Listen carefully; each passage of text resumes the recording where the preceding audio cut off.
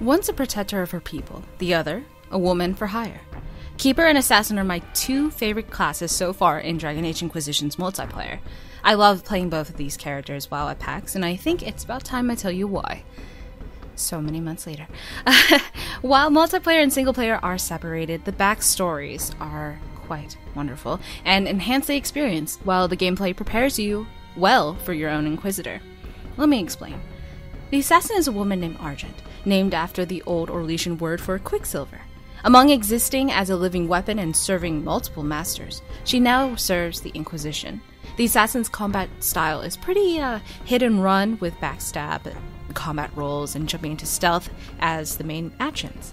The best way to describe how the Assassin plays out is if you play Mass Effect, the Infiltrator character, but instead of range attacks in general, it's more focused on melee attacks. A lot is lurking from the shadows, attacking enemies and crowd controlling them so they don't kill your teammates. Stealth keeps you alive very well. One thing to note while using stealth is that while a character is in stealth, nothing and no one knows you are there. You don't drop out of stealth unless you attack.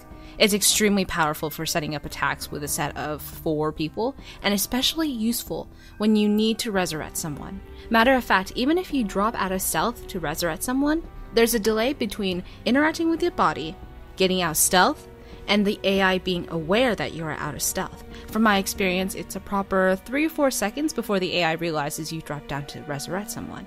That's ample time unless, you decide to not kite them far away and go after the body. But that's beyond the point. Let's move on to combat roll. Combat roll is essential.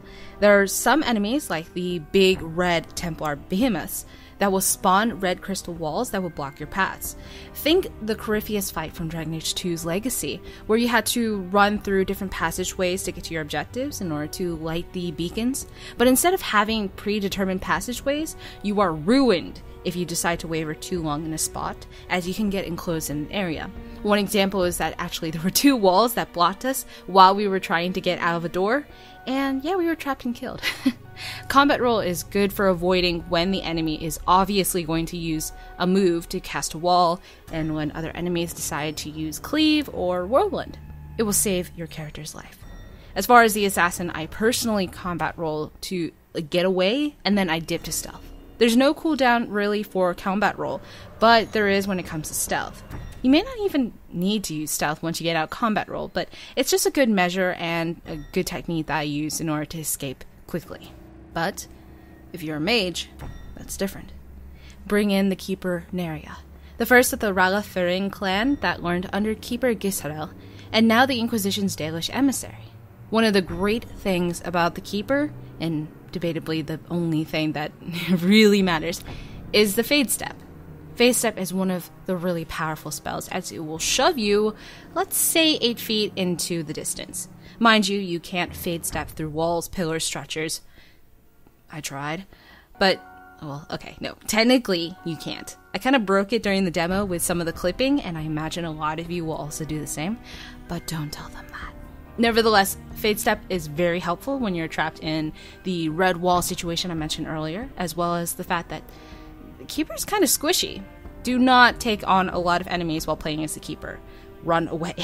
Archers hurt a lot, and if you're not hugging walls to avoid getting attacked, you're gonna have a bad time.